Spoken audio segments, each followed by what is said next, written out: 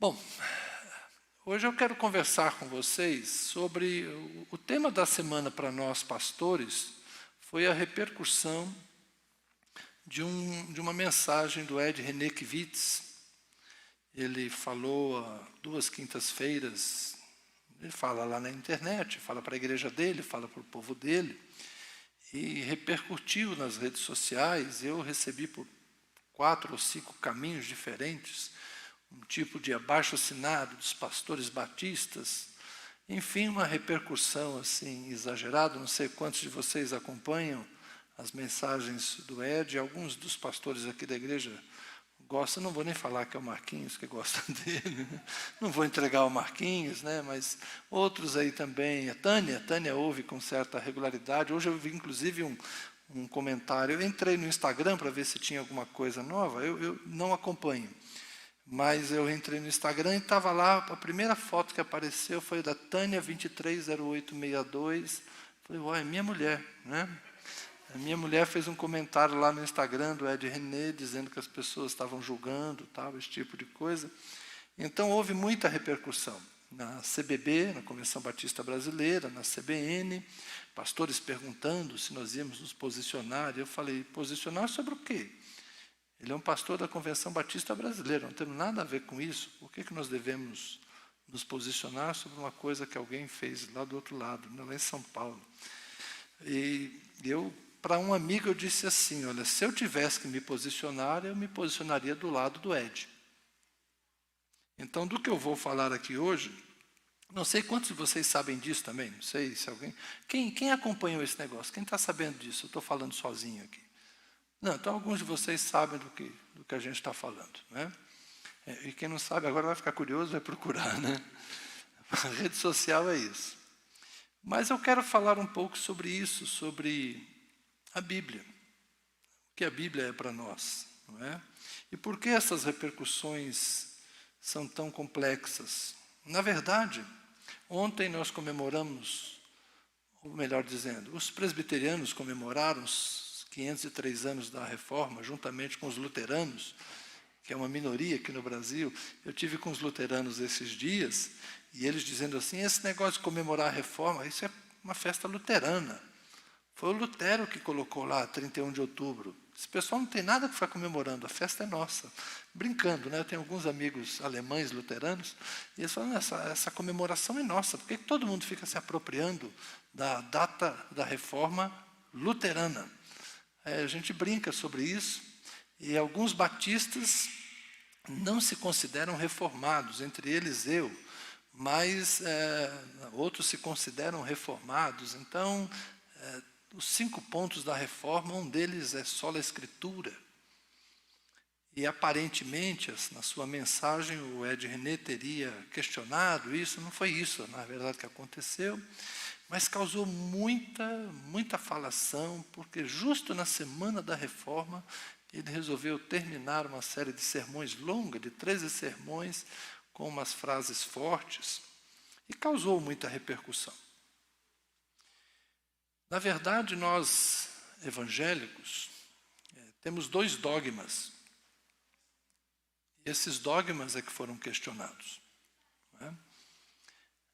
A gente acha que não tem dogma, mas nós temos dogmas. A Reforma Protestante, ela estabeleceu novos dogmas. Por exemplo, se você quer acabar a conversa com um católico, se você quer brigar com um católico, que ele bote você para fora de casa, você seja expulso da casa de um católico, dizendo, por favor, o senhor pode se retirar da minha casa? O que você pode fazer? Que assunto que você pode falar para ofender profundamente um católico? Criticar o quê? Maria.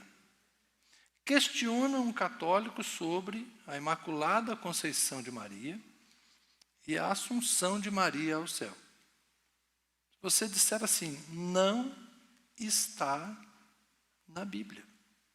E se não está na Bíblia, para mim, não aconteceu. Por que o católico fica tão ofendido? Porque a gente brinca entre nós que, para o católico, Maria é a 4ª pessoa da Trindade. Né? O católico toma Maria num ponto de dulimia, o termo teológico que eles usam, de veneração, extremamente alto, que se aproxima bastante daquilo que nós fazemos com a Trindade. O católico vai dizer que ele não adora Maria. Ele venera Maria, adorar só a Deus. Mas nós evangélicos, quando olhamos o comportamento de um católico diante de Maria, nós dizemos, está adorando. Ele diz que não adora, mas ele adora. Então, nós evangélicos não entendemos a mentalidade católica em relação a Maria. E se você quiser ofender um católico, critique a crença que eles têm em Maria como uma crença extra-bíblica. Não está na Bíblia, mas o dogma foi estabelecido depois de séculos pelo papado. Por quê? Porque na teologia católica, a autoridade sobre a igreja é a própria igreja. Não pensem que é o Papa, não é o Papa. A autoridade sobre a igreja é a igreja. O maior poder na teologia católica é a igreja. E quem é a igreja? É a igreja triunfante, são os santos que já morreram e estão lá em cima. E é a igreja presente, a igreja de hoje. Então, eles valorizam tanto os predecessores, os que estiveram no passado, sejam os santos, os que escreveram, os teólogos, a Santo Agostinho e Tomás de Aquino, e os pensadores, papas do passado e aquilo que eles escreveram, as bulas papais, os documentos, que não são feitos por um homem. Não se iludam achando que é o Papa que escreve tudo aquilo. Há todo um corpo de... se chama, na verdade, lá em Roma, existe o magistério. Assim como nós temos aqui o Supremo, que interpreta a Constituição, na igreja existe o magistério que interpreta a Escritura, que interpreta a história, que interpreta o mundo e elabora textos e documentos que norteiam a igreja. Então, a maior autoridade na terra para os católicos é a igreja. Só que a igreja se expressa principalmente pelo seu clero, que é hierárquico. Tem o padre, tem o bispo, tem o arcebispo, tem o cardeal e tem o bispo de Roma, ou vigário de Roma, que é o Papa, né, por uma contingência. Ele é eleito de vez em quando e está lá. Bom, então essa estrutura hierárquica definiu lá atrás essas crenças em Maria. E elas perduram até hoje. E embora na teologia católica há quem pense diferente, a posição oficial da igreja permanece a mesma. Por quê? Porque toda religião, ela essencialmente é uma expressão do povo. O povo pensa assim. O Fábio de Mello andou falando algumas coisas meio atravessadas, não é? Sobre essa questão de adoração a Maria. O que fizeram com o Fábio de Mello?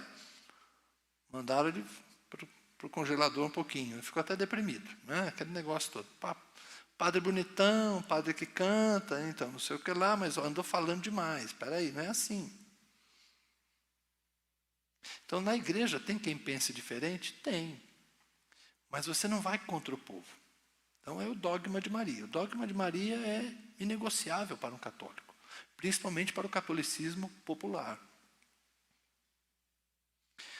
E o evangélico? O evangélico tem dois dogmas. O dogma da inerrância bíblica e o dogma da suficiência bíblica. Por quê? Na Reforma Protestante, nós não vamos ter Papa. Nós não vamos seguir o magistério. Nós não vamos seguir Roma. Na Reforma Protestante, a Bíblia vem para o povo. A Bíblia deve ser traduzida na língua do povo. Todo mundo deve ter acesso à Bíblia.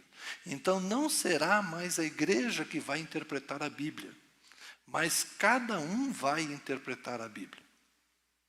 É o livre exame das Escrituras, que nós batistas temos isso como preciosíssimo.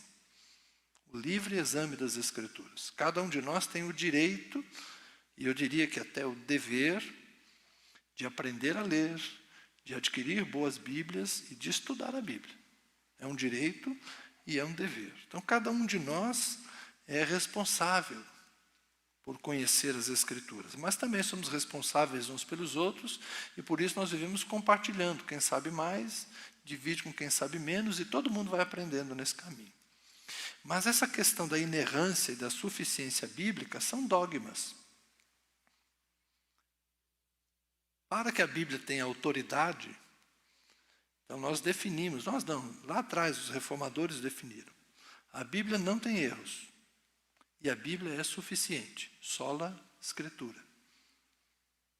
Não depende de magistério, não tem nenhum texto novo, filosófico, teológico, não. É a Bíblia. Basta a Bíblia. E a Bíblia toda. Isso é dogma. O que significa dogma? É uma verdade imposta por decreto. Está dito e pronto.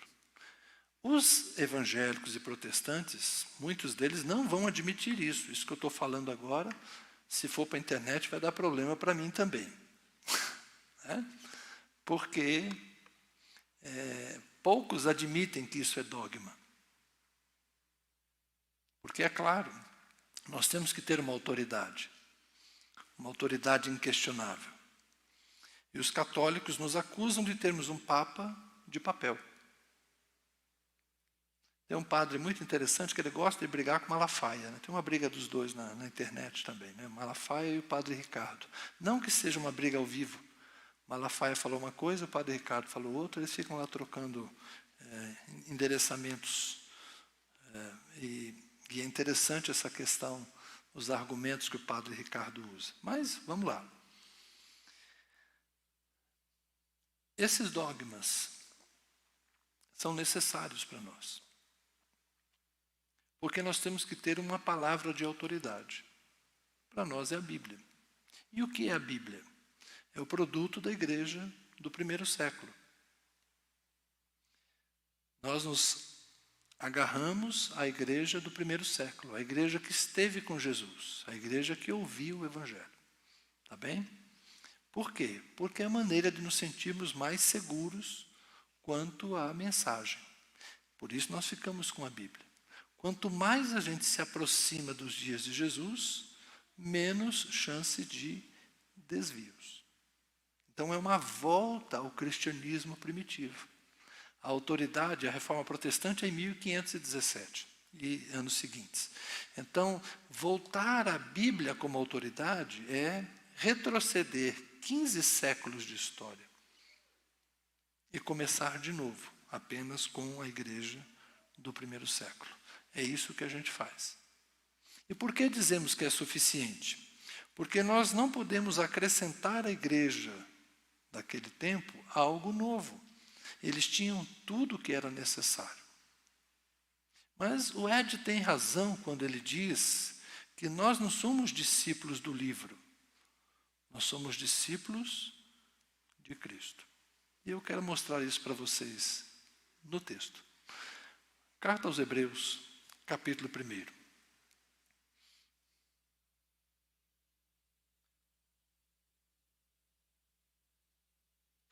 Antigamente, Deus falou muitas vezes e de muitas maneiras aos pais pelos profetas.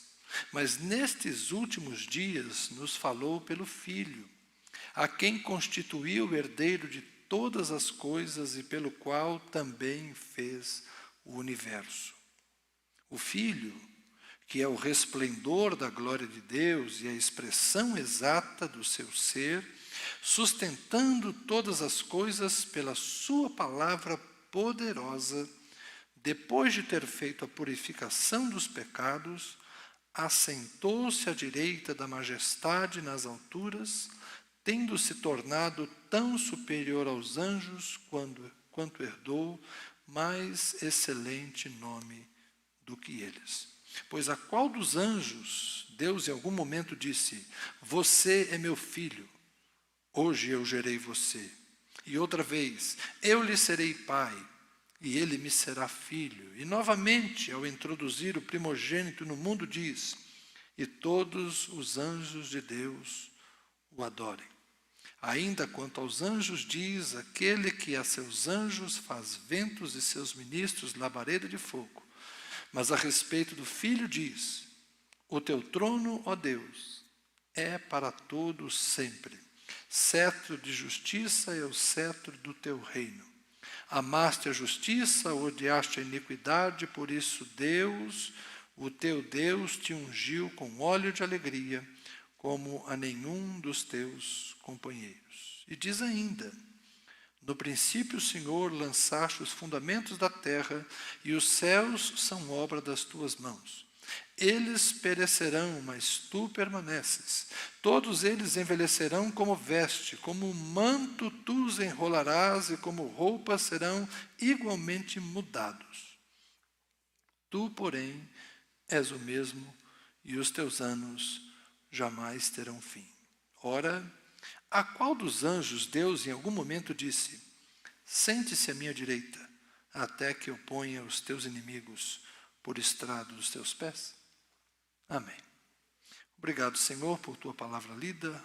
Pedimos graça do Senhor para não irmos além daquilo que o nosso coração nos pede para dizer e aquilo que também o Senhor de alguma forma quer nos dizer. Amém.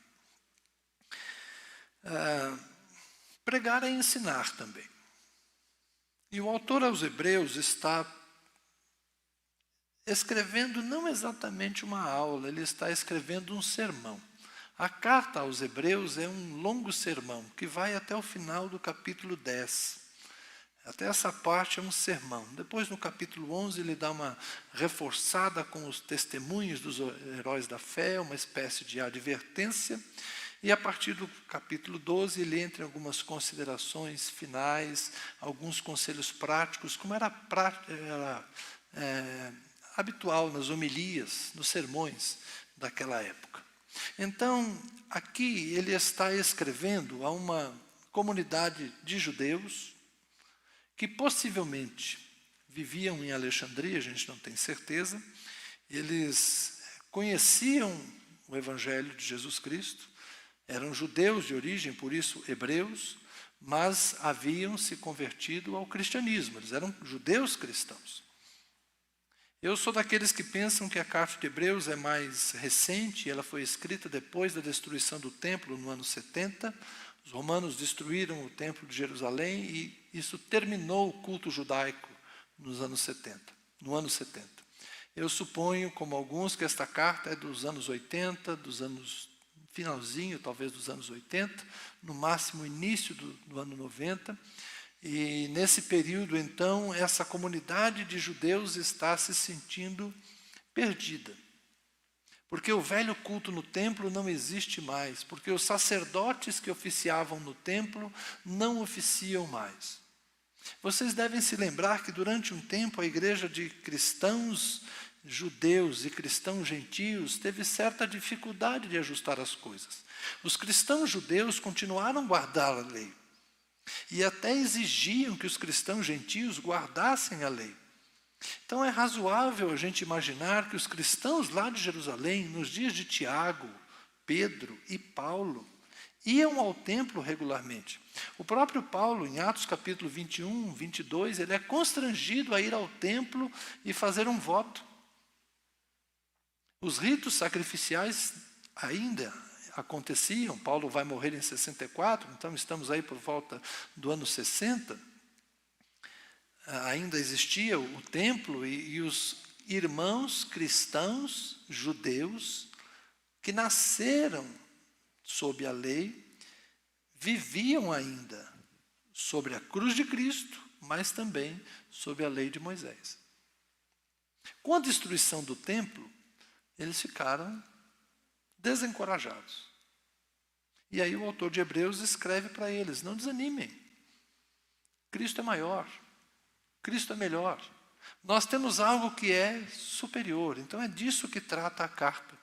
A superioridade aos anjos, depois a superioridade a Moisés, a Josué, a superioridade ao sacerdócio e aos ofícios que se realizavam lá no templo, e a suficiência de Cristo. É disso que trata a carta aos Hebreus. E quando ele começa seu texto, que é muito poético, é muito bonito, No português a gente não consegue perceber a métrica, mas há uma beleza poética nesse texto impressionante. E ele diz que Deus fala aos pais há muito tempo. Deus já falou aos pais de muitas maneiras pelos profetas, mas nos últimos dias nos falou pelo Filho. Quais eram os profetas que eles conheciam? O próprio autor de Hebreus, vocês percebam que eu li uma série de textos que aí na sua Bíblia apareceu numa formatação diferente. Por quê? Porque ele citou diversos salmos e diversos profetas falando a respeito dos anjos, falando a respeito do Filho, falando a respeito da criação. De que ele está falando? Ele está falando do Antigo Testamento. Deus falou aos pais pelos profetas. Você é meu filho, hoje te gerei, eu lhe serei por pai, você me será por filho. Isso é uma citação de Isaías, falando do próprio povo de Israel, que todos os anjos de Deus o adorem. E ele vai citando salmos e profetas. E é curioso que ele cita o texto grego, ele não cita o texto hebraico. Ele usa a Septuaginta. Já existia naquela época uma tradução do texto hebraico para a língua grega comum daqueles dias, a língua popular daqueles dias. E o autor de Hebreus não cita os textos originais hebraicos, mas ele transcreve o texto grego, ou seja, ele mesmo já lia o Antigo Testamento numa tradução. Ele já lia o Antigo Testamento não na língua que for escrito, mas ele lia em grego. Por quê? Porque o Antigo Testamento, escrito em hebraico, é uma língua que caiu em desuso naqueles dias. Jesus falava aramaico, o mundo civilizado falava grego, e o hebraico era uma língua usada praticamente pelos religiosos. A língua, o texto bíblico, já não estava na língua do povo naqueles dias. Por isso havia os escribas e os mestres da lei, aqueles que eram versados no hebraico e interpretavam a lei para os seus contemporâneos. Nos dias de Jesus, já havia necessidade de que alguém explicasse o Antigo Testamento para as pessoas, porque a Bíblia já não estava na língua do povo. Mas tinha o texto hebraico, tinha o texto grego, e o povo falava aramaico. São os problemas, né? Nunca foi fácil. Bom, mas é interessante observar que esse Deus que falou muitas vezes, de muitas maneiras, nos últimos dias nos falou pelo Filho. E o texto vai dizer que a mensagem do Filho é superior. Por quê? Porque o Filho é o resplendor da glória de Deus e a expressão exata do seu ser. Então esse autor, que já tem o Antigo Testamento em grego, que já tem o Antigo Testamento em hebraico, ele diz que a melhor revelação de Deus nos seus dias não era o texto, mas que a grande revelação de Deus nos seus dias era Jesus de Nazaré. E o que Jesus escreveu, irmãos?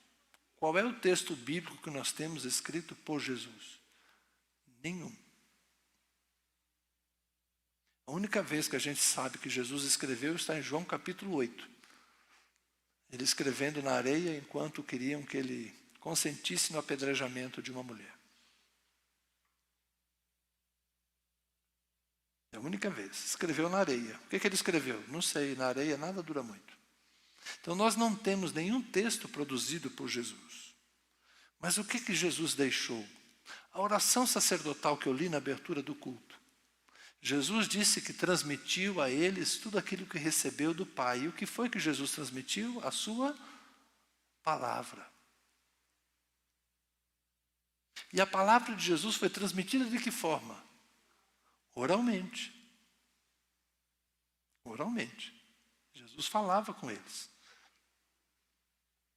Depois de um tempo, essa tradição oral passou a ser escrita. Os discípulos perceberam que era necessário organizar e foram fazendo os evangelhos. E Paulo usava correspondências para orientar as igrejas. João resolveu fazer os seus textos também, assim como Pedro, seguindo o exemplo de Paulo. Pedro era um leitor de Paulo e se inspirou em Paulo, ou foi motivado por Paulo e deixou 2 cartas. Os autores do Novo Testamento só passaram a produzir textos depois do ministério de Paulo, que vocês sabem, não foi dos 12, se converteu muito tempo depois. O hábito de escrever em Paulo não foi algo também obrigatório, ele começou a escrever por quê? Porque chegavam notícias das igrejas. A primeira são as igrejas de Tessalônica, está tendo problema lá, e Paulo fala assim, eu não posso ir lá. Mas eu não posso ir lá. Bom, deixa eu escrever uma carta. E aí depois eles chegam problemas lá da igreja de Corinto. Eu também não posso ir lá. Escreve outra carta. E não resolveu o problema, outra carta. As cartas paulinas não nasceram de um planejamento, né? Vamos escrever. Não, a necessidade conduziu as cartas paulinas. As cartas paulinas inspiraram Pedro a escrever também, e possivelmente depois João, já que era um negócio que estava funcionando, as cartas circulavam, muita gente lia, e os evangelhos passaram a ser escritos, redigidos, formatados. Por quê? Porque tem gente falando muita coisa, e o Lucas vai dizer, eu fiz uma pesquisa, eu escolhi o material e fiz um relato ordenado para que o senhor saiba, ó querido Teófilo, excelentíssimo Teófilo, para que o senhor saiba tudo como aconteceu. Então, o Novo Testamento é produto da igreja. Isso não é errado dizer. Quem fez o Novo Testamento não foi Jesus. Quem fez o Novo Testamento foi a igreja. Os católicos dizem isso. E eles estão corretos. E quando o autor de Hebreus está falando da palavra, ele não está falando de um texto, porque a Bíblia ainda não estava escrita. Esses dias eu vi muita bobagem, né, sendo postada, não muita, né, algumas, porque eu também não fiquei perdendo muito tempo com essa polêmica. Devo ter gasto aí, no máximo uns 20 minutos lendo comentários em 3 dias, um pouquinho aqui, um pouquinho ali. Mas alguém escreveu, olha, está escrito lá, se alguém colocar um vírgula ou um tio, se colocar ou tirar... Isso está no livro do Apocalipse, que ninguém nem imaginava que ia ser o fim da Bíblia. Quando o livro do Apocalipse fala disso, está falando apenas do Apocalipse. E é uma coisa típica de livros apocalípticos, que Apocalipse de João não é o único. Tem muita coisa que eu podia dizer para vocês hoje, mas isso aqui é uma pregação, não é uma aula. Na verdade, o Novo Testamento não estava escrito quando muitas das coisas que nós chamamos de palavra representam apenas palavra. Como João 17, Jesus dizendo, eu lhes dei a tua palavra, eu anunciei a tua palavra, e agora eu oro por eles para que outros creiam no testemunho que eles vão dar. Jesus não estava falando de um texto, porque o texto ainda não existia. Jesus estava falando da mensagem. E se os irmãos católicos transformaram Maria na 4ª pessoa da Trindade, é uma ironia, os irmãos evangélicos transformam a Bíblia na 4ª pessoa da Trindade. É irônico, como muitas pessoas dão mais autoridade ao texto, esquecendo que quem dá sustentação à sua palavra é Deus. Ah, mas está escrito, Deus vela pela sua palavra para a cumprir. O que isso significa? Está falando do texto? Ou está falando das vezes em que Deus disse que ia fazer alguma coisa? Quando Deus, por exemplo, diz para Abraão, eu vou multiplicar você. Eu vou dar essa terra aqui para a tua descendência. Onde está escrito isso? Deus fez um contrato? Deus escreveu? Não, Deus simplesmente falou. E lá adiante ele cumpriu. Depois que Deus cumpriu, anos depois, séculos depois que Deus cumpriu, alguém foi lá e escreveu. Deus um dia falou para Abraão, sai da tua casa, da tua parentela, vai para uma terra que eu te mostrarei, e você vai parará, papapá, papapá, e depois o próprio escritor vai dizer, e Deus cumpriu. Porque Israel saiu do Egito e voou lá e conquistou a terra. Vocês estão entendendo? A palavra que Deus vela para cumprir é a palavra que Ele empenha. Ele falou com Abraão, falou com Isaac, falou com Jacó, falou com Moisés. Moisés, você vai subir aqui, mas eu vou colocar eles lá. Fica tranquilo, você não vai entrar, mas eles vão entrar e vai dar tudo certo. Josué, eu vou ser com você, assim como eu fui com Moisés. Vocês estão entendendo? Quando Deus prometia fazer alguma coisa, e hoje continua sendo da mesma forma, porque Deus não está preso ao que já foi escrito sobre Ele, mas hoje Deus pode falar também.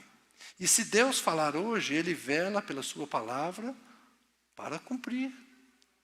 Se Deus disser para alguém, eu vou te enviar, Ele enviará.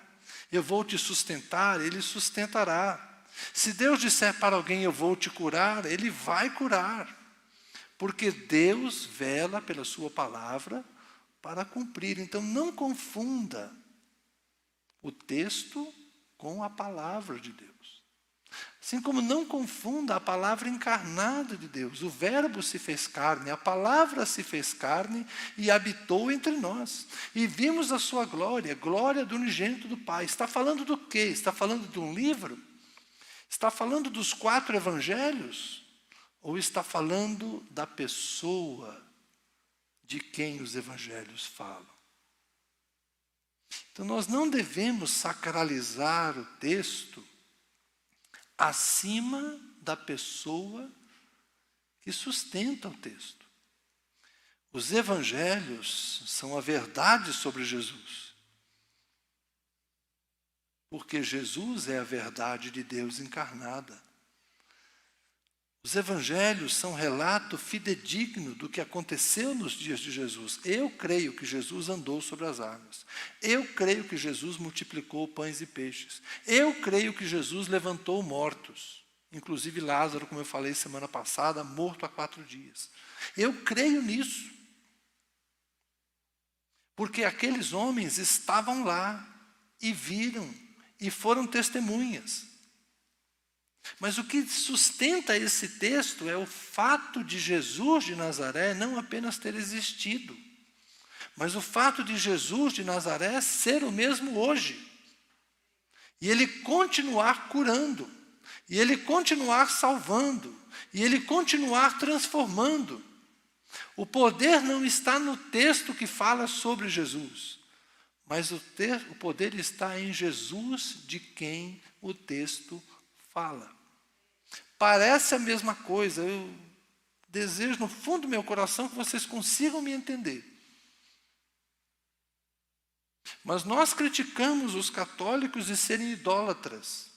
E já há muitos anos eu falo que os evangélicos são bibliólatras. Transformamos o texto num quarto Deus, na 4ª pessoa da Trindade.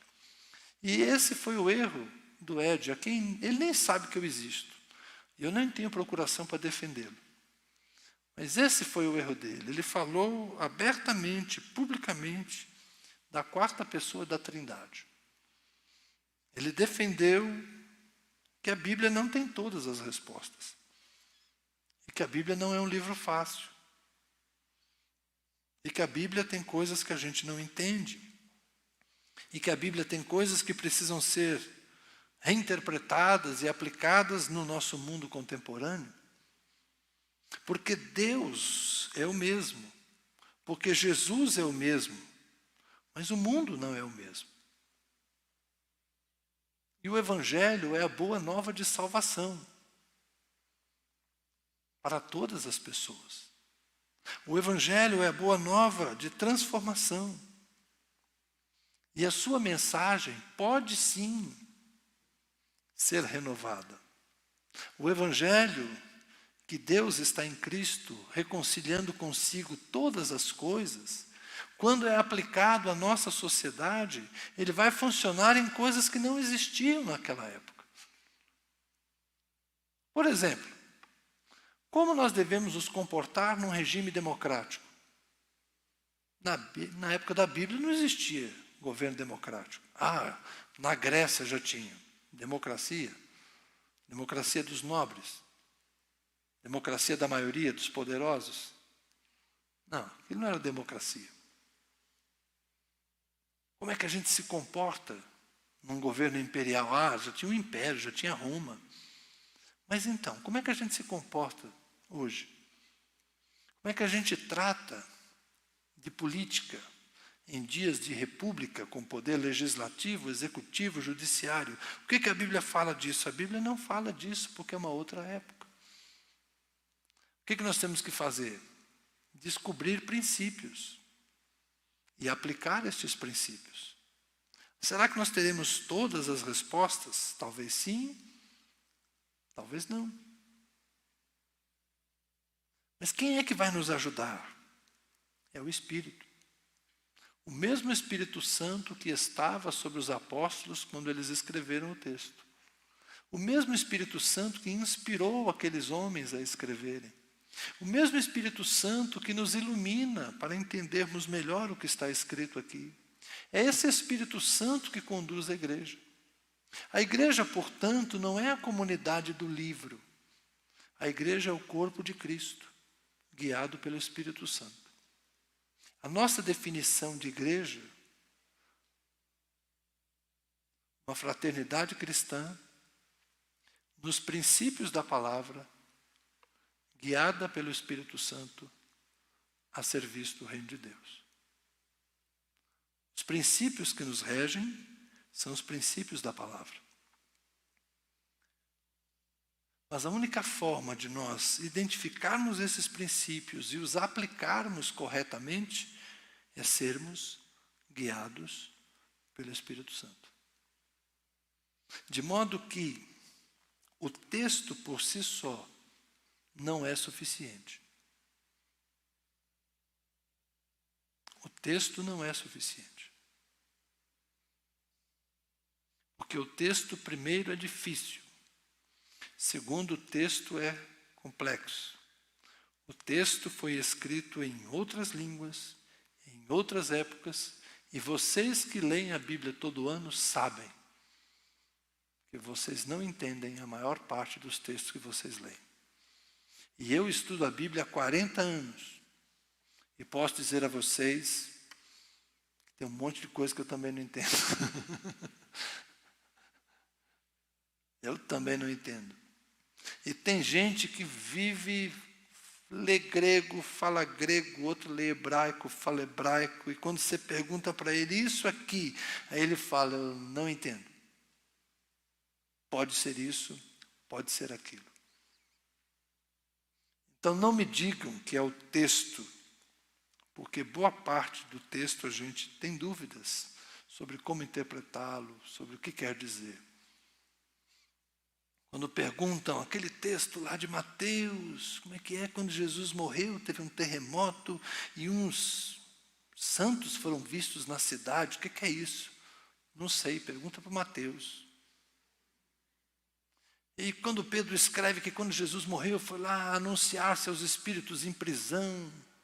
Que história é essa de Jesus foi lá no Hades, falar com os espíritos em prisão? Não sei, pode ser isso, pode ser isso, pode ser aquilo. E aquela história, Pedro, tu és pedra, afinal de contas, quem é a pedra? A pedra é o Pedro, a pedra é a declaração de Pedro, como é que é essa história?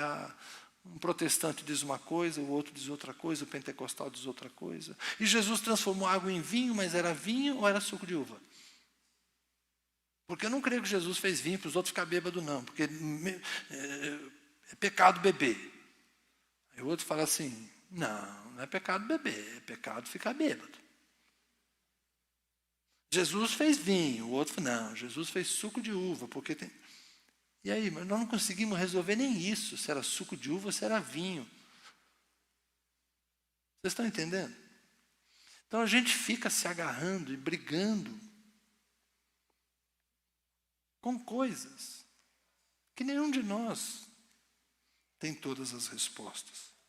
E se um pastor decide dizer que o Espírito Santo na igreja e Jesus Cristo são realmente o fundamento da igreja, eu creio que ele está certo. Porque durante 20 séculos, a Bíblia esteve fechada para o povo. Pouca gente sabia ler nesse mundo, meus irmãos. Ler é um privilégio recente. Ler, alfabetização, educação é um privilégio recente. Isso veio depois da Reforma Protestante. Antes disso, só os nobres eram ensinados. Educação era privilégio de poucos. Não havia texto na mão do povo, mas havia igreja. E o que sustentou a igreja não foi o texto. O que sustentou a igreja foi a fé simples. E eu já falei para vocês. Por que havia rezadeira, benzedeira, ladainha? Por que essas expressões culturais de religião? Porque era o que eles tinham. Eles não tinham textos, mas eles tinham as cantorias. Eles tinham as músicas. Eles tinham as procissões. Eles tinham as venerações. Foi dessa forma que a igreja sobreviveu. O cristianismo não morreu porque havia um texto. Não, porque o texto estava na biblioteca. Quem assistiu O Nome da Rosa, aproveitem, né? Vai passar de novo. O Sean Connery morreu, vai passar de novo O Nome da Rosa. Aproveitem para assistir. É um filme interessantíssimo, vale a pena. Os mais jovens aí, coloquem na sua agenda. Vai lá. A Bíblia estava oculta, escrito na língua de Aristóteles, nem é de Aristóteles, que é grego clássico, estava num grego koiné, num grego morto. A Bíblia é escondida nas bibliotecas e o povo rezava, o povo orava e o povo cantava. E isso sustentou a igreja até a Reforma Protestante, quando eles resolveram traduzir para o alemão, traduzir para o francês, traduzir para o holandês. O João Ferreira de Almeida traduziu para o português. E nesse nosso Brasil maravilhoso, no começo do século XX, quantos vocês acham que eram alfabetizados? Essa igreja protestante que a gente dizia, pentecostal, né? Pentecostal não tem teologia. Não é que eles não têm teologia, gente. Pentecostal não tinha alfabetização. Teologia eles tinham. Teologia eles tinham. Porque eles oravam, buscavam a Deus, conheciam a Deus, Deus falava com eles. Eles sabiam o que fazer, compunham os corinhos de fogo. Letras simples, mas verdades teológicas. Dizer que pentecostal não tem teologia é um erro. Eles não tinham conhecimento bíblico. Mas essa fé popular, essa fé fervorosa, eles influenciaram os tradicionais que tinham texto, tinham cultura, mas tinham perdido o quê? A paixão, o fogo, a unção. Então não vamos criar uma quarta pessoa na Trindade. Não é Maria. Também não é o livro. Deus é trino, Pai, Filho e Espírito Santo. A igreja segue Jesus. A igreja é de Jesus. A igreja é o corpo de Cristo. E ela é guiada pelo Espírito Santo. A Bíblia a gente estuda. Tudo indica que eu vou morrer estudando a Bíblia. E isso vai ser uma excelente prevenção para o Alzheimer. Que eu vou morrer bem velhinho, Silas. Faço questão de ir no seu enterro.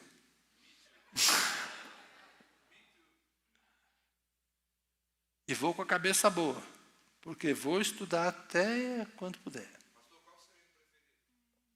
Não tenho, são muitos. Irmãos, nessa polêmica toda, eu creio que a gente precisa de fato abrir um pouco mais a nossa mente. Estamos no século XXI e esse mundo é um grande desafio. Ser conservador, fundamentalista, é um direito.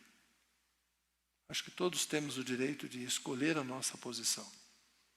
Mas que seja uma posição pensada, refletida, analisada, escolhida, tendo dado ao outro o direito de falar. Que nós nos ouçamos um pouco mais e que ouçamos a Deus. Que não saiamos por aí prejulgando de falso profeta, de herege. Alguém com legitimidade tem o direito de pensar diferente. Concordando ou não, eu defendo o direito dos outros pensarem diferente, para que eu possa continuar tendo o direito de ter a minha opinião. Eu sou meio excêntrico, vocês sabem, mas sou sincero. Quem caminha comigo há mais tempo já me conhece melhor.